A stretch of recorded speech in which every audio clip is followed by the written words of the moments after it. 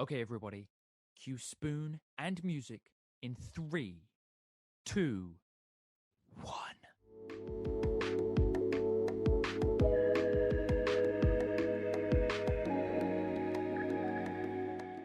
Welcome to the SpewnedIt podcast, Foodstravaganza. Over the past few weeks, Jensen and I have been asking you one very important question. What is the one food you could not live without? And goodness me, you guys really answered. So a massive thank you to everyone who wrote in with their food preferences. And tonight, for one night only, we are going to go through your nominations. And crown your champion for the food that none of us could ever live without. So, without further ado, let's get into the nominees. Nominee number 1, McNuggets. A good shout starting us off there, Jensen. A strong call. Now, what's been your experience with McNuggets? Because for me, McNuggets, it's somewhat of a go-to, I think, when you just need something small or even like a supplement to a burger or something that you're getting at McDonald's. Often for me, it's a McChicken. I really like their new spicy chicken sandwich as well. Very tasty. True. But the McNugget is always just kind of a surplus. For me, it's never been like the main meal. It's always a side dish. I agree. That for some reason, I've always struggled with McDonald's nuggets. I've never really indulged myself with the McNuggets. I'm a fan of the Burger King nuggets, and there was a sort of a period of time I'd get kind of like a 20-piece as a meal, right? Okay. But I've never really gone into the McNuggets. However, nuggets as a whole are just a classic. You know, if you're sort of after a late night snack, something like that, they are ideal. Starting us off really, really well.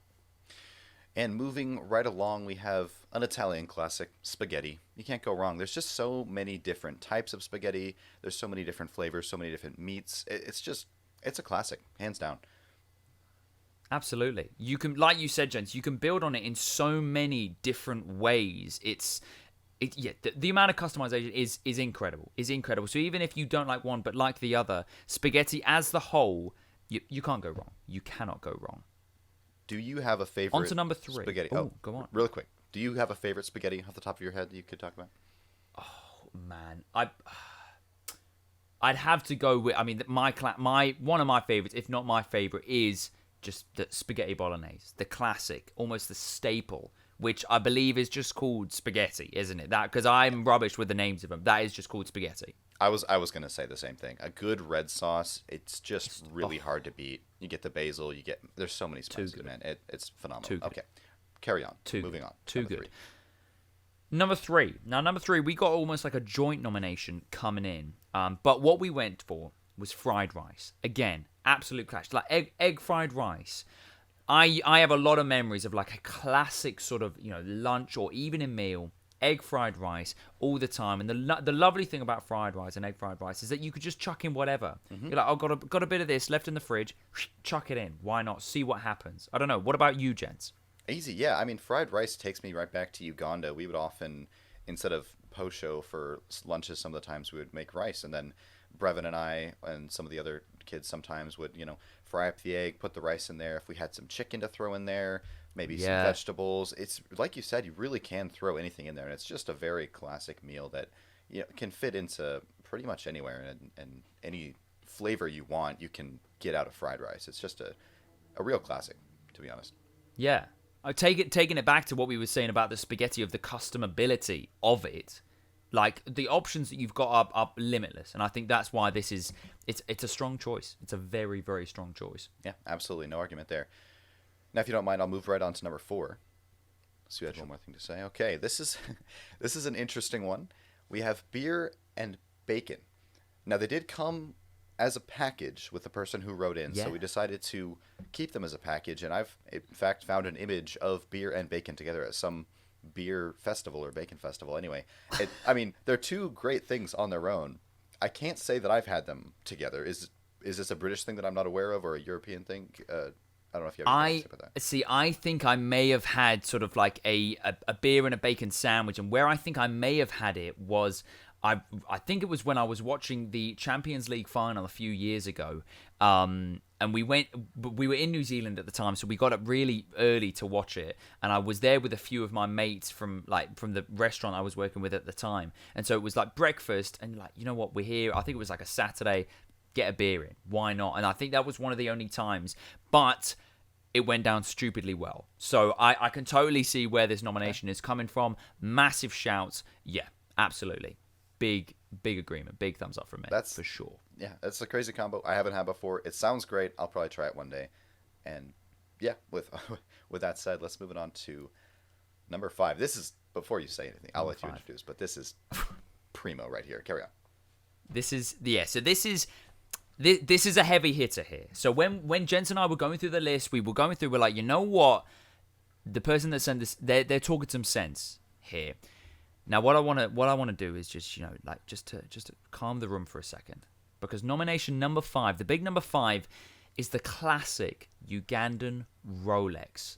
Yes, please, right? One of the main things I miss most about Uganda is a properly done Rolex, right? I haven't had one in a stupidly long time, really. And again, the customability of these, if you were going to add, like either another chapati to it, or another egg or two, and you could end up paying what, 2K, which was sort of like, I get that's like 50p, right?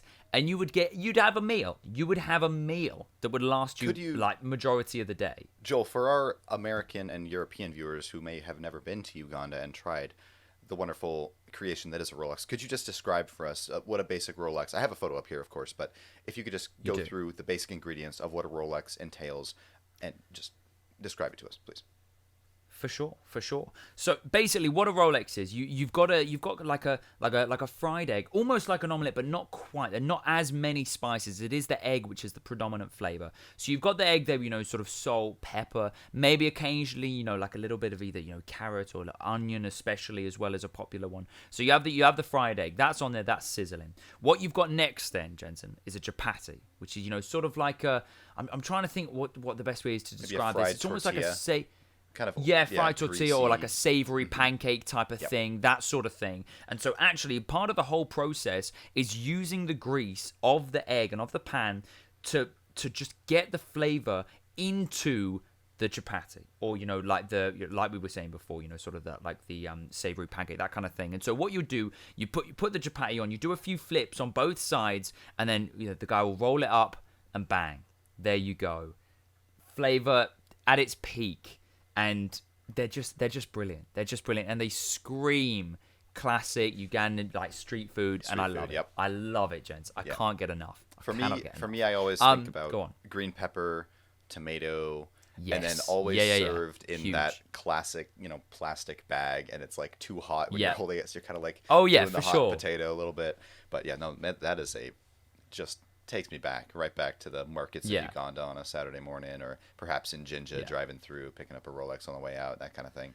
Absolutely. And phenomenal. like you said, those plastic bags, they don't like repel any of the heat. No. You're holding it's like a piece of lava in your hand. It's brilliant. Now, that is the end of our, the one vote nominations. Mm-hmm. What we're going to move on to next, and I'll pass this over to Jensen for the first one of these, is the 2 vote nominations. The ones where we linked together and we were like, you know what? These people are speaking the same language. We're going to join these up. So, Jensen, take us on to nominee number 6. That's right. Now, in that first tier, we'll call it the B tier of our nominations here. They were one note, right? These ones, we've actually had 2 that were similar enough that we decided to group them in one. We have 4 total A tier nominations, I'll call them. And the first, we're going to lead off with classic American food. We have the burger. And we had two different types of burgers from 2 different chains, but I think the message is the same, at least for me. The first one that was said is the Wendy's Dave's Triple Burger, and this is an American burger right here. You have 3 naughty burger, 3 patties there, and it's from Wendy's, so they're square patties, because why not, right? And it's 3 patties, never frozen beef. You got lettuce, tomato, onions, cheese, and a bun, of course, to hold the thing together. And this is how much meat did you say was the weight? I think it was, so each one was a quarter pounder, so it was 3 3/4 of a pound of meat. Ridiculous, crazy. And you haven't had one of these, Joel?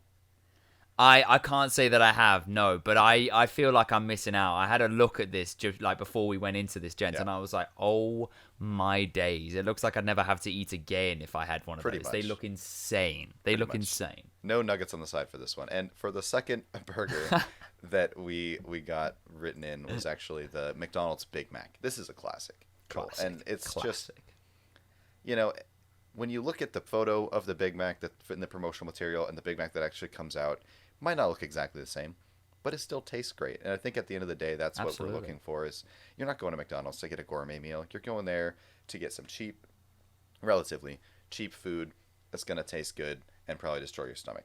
Big Mac, absolute classic. I don't know if you have anything to say about this one. Yeah, I mean, absolutely. I mean, obviously, there's not too much I could say about the Wendy's Dave Triple, even though it just looks like a beast. And anyone out there that hasn't had one but has the availability to, I would recommend, right? But yeah, I mean, like you said, gents, as well, the Big Mac, a classic, obviously. The big thing about the Big Mac, obviously, is that, you know, that extra little sort of half bun in the middle. Iconic, right? Absolutely iconic.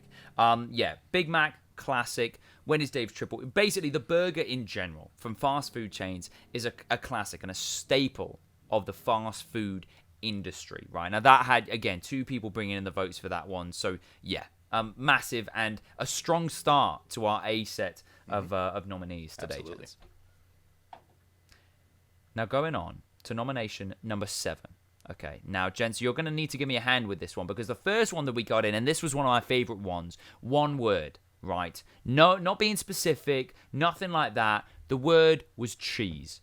Again, what, like, the amount of things you can have this with, you know, if you're having it in a toasty, having it with a glass of wine, having it on a burger. Do you like you've got options. Now, I believe the second person that wrote in went a little bit further, and they said Tillamook medium cheddar. Yep. Gents, is this an American cheese? Because I haven't heard of this before. It absolutely is, and it's delicious. Okay. Tillamook it's a dairy company. They make ice cream and cheese, and they actually have a factory. It's a few hours south of where I am currently. It's the Tillamook Cheese Factory, and you can go in. You can tour, get cheese samples at the end if you want. You can get their. What? They have a bowl of ice cream you can buy with. It has like 1 scoop from every of their 42 flavors that they have or something. Across their line, it's phenomenal. But their cheese is what we're talking about here, and it is truly great. I have to say, Tillamook Pepper Jack is a go-to for me on sandwiches, just paired with anything, man. For real, Tillamook is phenomenal. It's based in Oregon. It's incredible, and I'm not gonna say their real name, but the person who wrote this down, shout out to Gilbert. All right, shouting out Gil here. Tillamook cheese, an absolute classic, and like you said, cheese in general, it's just there's so much you can do with it. I almost feel like it's a cheap answer, just to say cheese. That is just because. It's, you know, like there's cottage cheese, there's goat cheese, there's where do you go with that? Exactly. It's huge. But we did ask for food, and we're not gonna lie, it's a great answer overall, and that's absolutely why it's up on this list. So moving right along, this is another specific answer paired with a very broad answer. And what we have here, Joel actually didn't know the American name for this one when he saw it on the list, and we have Gushers, which, for any of you who don't know, think of a fruit roll-up. Is that what they call it in England as well? Fruit roll-up, kind of like a fruit pastel type thing, with a syrupy goop inside that's, you know, allegedly fruit flavored, but it's very sweet and goopy, and it was a classic growing up. Anytime you go somewhere and they have the little snack bag of Gushers in their garage or something, you got to hop on that train. The thing about Gushers, though, is if they get warm at all, they will become one Gusher. You will no longer have a group of Gushers. It's ultimate just Gusher. One single Gusher in the bag. And that's the downfall of Gushers, in my opinion. But it's sugar. It's great. And the second part was sweets, which who doesn't love sweets? I know some people out there, but yeah, you're crazy. Me and Joel have a huge sweet tooth. It's been a great bonding moment through many years sharing it back. It really has. Yeah, and as soon as sort of, you know, like Jensen said, I didn't know, you know, what the Gushers were at the start, but once he explained it, I was like, you know what, yeah, that makes sense.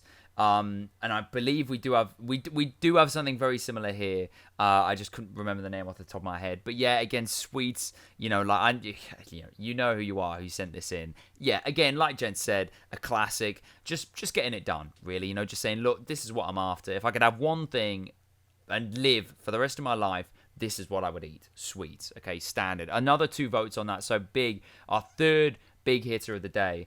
And we're coming on to the last one. Okay, the fourth and final of our A-list nominees today, and that is again sort of something quite specific, and then something a little bit more broad, but still with a I don't know, a slight preference to them. So the last one that we had 2 votes for was Oreos, as well as chocolate chip cookies. So, we're kind of linking these under sort of the cookie theme, I suppose. And again, let's start it off from the beginning. Oreos. Wow, brilliant. It doesn't matter how you eat them. Obviously, there's this whole debate about how you're meant to eat them. Mate, just enjoy the thing, right? Like, stop faffing about. Get your glass of milk, dunk it, eat it, enjoy your life. Same with chocolate chip cookies, right? Hold on Jensen, 1 second. take it away. Can we talk about Oreos for just 1 second here? Because I have some friends who believe that you cannot eat an Oreo without a glass of milk, which I think is insane. Yeah, slightly insane. I know to be that fair, they're meant to be eaten with a glass of milk, and they're certainly good with a glass of milk. But if you're gonna have a picnic and bring Oreos, are you also gonna bring a cooler with a jug of milk and cups? No, you're gonna have that a is thing a bit of weird. Oreos. Like, they're a cookie that you can take anywhere, and they've made their packaging such that you can open it and close and reseal it. It's so genius, and I don't think that you need the milk. Sorry, I'm very passionate about this because I think it's silly to say. No, I could tell. I could tell. The Oreo behind a glass of milk. It's like, just enjoy it anywhere, however you want. Whatever. You know who you are, people. Just come on. Shame. No, I mean, I agree. I agree with you, Jens. To be fair, I think, like we said, the glass of milk, it helps, but it's not an essential. It's not an essential because another something else that they've made as well is the Oreo thins. And I mean, if anything, they're even better because they're slightly lighter. You can go through so many. I don't know. Again, that's my personal preference, but I stick with double stuff mostly, I gotta say. No, they are so good. However, basically what it's basing around is the Oreos and again the chocolate chip cookies. If you've got a glass of milk by the side, again, massive bonus. If you're having white chocolate in them as well, Subway do a brilliant white chocolate cookie. Massive shout out to Subway, by the way. Please sponsor the video. Basically huge. I'm a massive fan. However, gents, that has brought us to the end. It has indeed. Our 4 big hitters that I'll just go over again now for your sake. So you've got the Wendy's Dave Triple or the Big Mac, basically under the cover of sort of burger, right? Number 2, you've got cheese / Tillamook medium cheddar, right? Again, just going under cheese basically. Number 3, you've got gushers or sweets, again, just sweets in general. And then the last one is Oreos or chocolate chip cookies under sort of the cookie theme, if you will. Now, what Jensen and I have to do now, and I promise you, this is done off the cuff. We said that we're going to go into this blindly, and then we're going to have to battle it out to find out which one we think is the ultimate winner, that we can crown the food that none of us could do without on the SpewnedIt podcast. Now, Jensen, straight off the bat, which one is screaming the loudest to you? I want to hear your honest thoughts right now. I am struggling between 2. So I was thinking of because the question is, which food can you not live without? Which to me says, like, what have I eaten the most recently, right? And what do I have on the regular, right? Because if it's something I can't live without, it's not going to be, a block of cheese that I'll have with crackers, once a month. You know what I mean? So the 2 that I have remembered eating most recently is, I had a chocolate chip cookie yesterday with my lunch at work. And a couple days before that, we had the grill out. We were making burgers. And so those 2 for me, I'm having a very hard time deciding between. Are there any for you that really are screaming out to you? See, that's interesting because, again, on a similar note, the last time I had cheese was, I think, funnily enough, we were staying with an auntie and uncle of mine, and it was, funnily enough, we had sort of like wine and then port and cheese, and it was lovely, to be fair. It was great. But that was the first time I'd had cheese by itself in ages. Yeah. So cheese for me is off the cards. Sweets as well. I went through a stage in New Zealand where sweets, I was all the time. But that's when I was biking a lot, so I was quite fit. I was burning it all off. So but I haven't had sweets recently either. However, literally just the other day, I was at McDonald's. On a mate's stag do. We were getting some lunch before heading off to the next location, and I had a Big Mac meal. I thought, you know what, I'm here. I haven't had one of these in ages. I'm gonna have a Big Mac. Bang. Number two, like cookies at the moment, and especially Oreos. I've been doing some big drives for work recently, and often just before I go, I'll just pick up a little packet of cookies, whether or not that's Oreos or, a variety of other stuff, Jaffa Cakes, that kind of thing.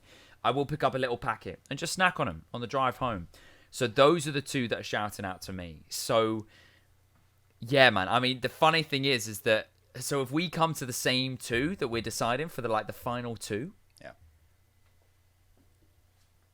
I don't know which one I'd rather. Actually, no. You know what? I've got one in mind that I would rather go for. I've got one ready that I'm just like, you know what? This is the winner. I've got one. Have you got one as well? Yeah, I do. Have you got one as well? Yeah. Okay. Well, so the one I'd go for. I really hope this is gonna work out. By the way, but I have a really sick feeling it's not gonna.